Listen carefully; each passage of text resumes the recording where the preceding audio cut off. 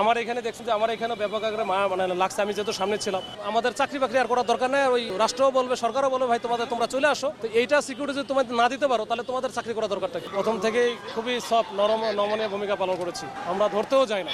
তারপরেও কিন্তু তারা খুবই এগ্রেসিভ, এখনো দেখেন খুবই এগ্রেসিভ। আপনারা কিছু করবেন না, আপনারা দূরে গিয়ে আবার মারবেন। আপনারা দূরে গিয়ে ক্যামেরাটা ধরেন, উনি কথা দিচ্ছে উনি মারবে না, ক্যামেরাটা ধরেন, ওনাকে দিতে রাখেন। আপনারা আপনি কথা দেন, আপনি আগেও কথা দিয়েছেন।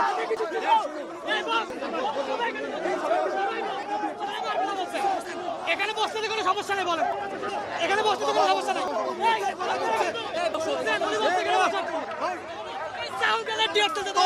যারা ইঞ্জিনিয়ার যারা আছে, বিএসসি ইঞ্জিনিয়ার, তারা আসছিল, তারা গতকালকে ছিল, আগের দিনও ছিল, তারা শান্তিপূর্ণভাবে ছিল। আমরা কিন্তু এই যে শাহবাগের মতো একটা গুরুত্বপূর্ণ মোড়, আমরা কিন্তু তারপরেও কিচ্ছু বলে নাই তাদেরকে। আমরা কখনো বলিও না যে ভাই এখান থেকে উঠে যাও, যদিও মানুষের ব্যাপক দুর্ভোগ হচ্ছিল।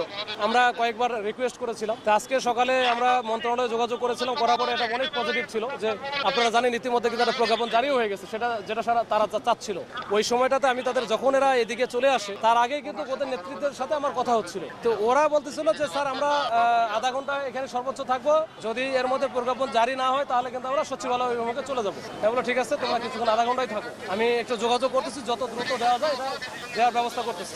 এর মধ্যে দেখছেন হুট করে তারা কিন্তু ওই যে যমুনার দিকে ইন্টারকন্টিনেন্টাল মোড়ে আমাদের যে ব্লকেট আছে এখানে দৌড়ায় তারা সব চলে আসলো। আমরা জানি না, আমরা পিছনে পিছনে দৌড়ে আসছি। এখানে ব্লক ভাঙছে, ভাঙার পরে তারা একেবারে যমুনা যে মাননীয় প্রধান উপদেষ্টা বাসভবন অবধি চলে গেছে। এরপরে ওখান থেকে আমরা কিছু ফোর্স ওখানে জড়ো হয়ে তাদেরকে প্রতিরোধ করে ওখান থেকে আস্তে আস্তে তাদেরকে ঠেলে নিয়ে আসার চেষ্টা করেছি, তারপরে কাজ হয় নাই। এরপর আমরা ওয়াটার ক্যানন নিয়ে এসে পানি মেরে হালকা ডিসপার্স আমরা করেছি, করার পর ওখান থেকে নিয়ে আসা পরে যে এখানে এখন হচ্ছে ব্লকের বাইরে চলে আসছি। এরা এখানে অবস্থান নিচ্ছে, আমাদের বেশ কয়েকজন গুরুতর আহত হয়েছে, তারা প্রচুর ইট মারছে। আর ওই যে তাদের কাছে যে হেক্সা চাকু টাইপের ছিল, এটা কয়েকটা জায়গায় আমাদেরকে মারার কারণে আমাদের কয়েকটা ছেলেপেলে কিন্তু এখন গুরুতর আহত। এবং আমি আমার এখানে দেখছি যে আমার এখানে ব্যাপক আকারে মানে লাগছে। আমি যেহেতু সামনে ছিলাম, তো ইচ্ছা মতো মারছে, তো তাদেরও আহত হতে পারে।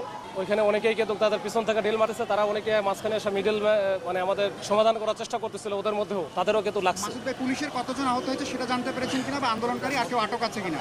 না, আমরা সংখ্যাটা নির্দিষ্ট করে বলতে পারবো না। আসলে বিভিন্ন জন বিভিন্ন দিকে চলে গেছে, হাসপাতালে গেছে, কেউ হয়তো ফার্স্ট এড দিয়ে আমরা যেখানে বিভিন্নভাবে আমরা আছি, তো এটা পরে হয়তো জানাতে পারবো। আর আন্দোলনকারী আমরা এই মুহূর্তে যে তারা বুয়েটের স্টুডেন্ট, আমরা কিন্তু প্রথম থেকেই খুবই সফট নমনীয় ভূমিকা পালন করেছি, আমরা ধরতেও যাই না। তারপরেও কিন্তু তারা খুবই এগ্রেসিভ, এখনো দেখেন খুবই এগ্রেসিভ। তো এইটা তো আসলে হইতে পারে না।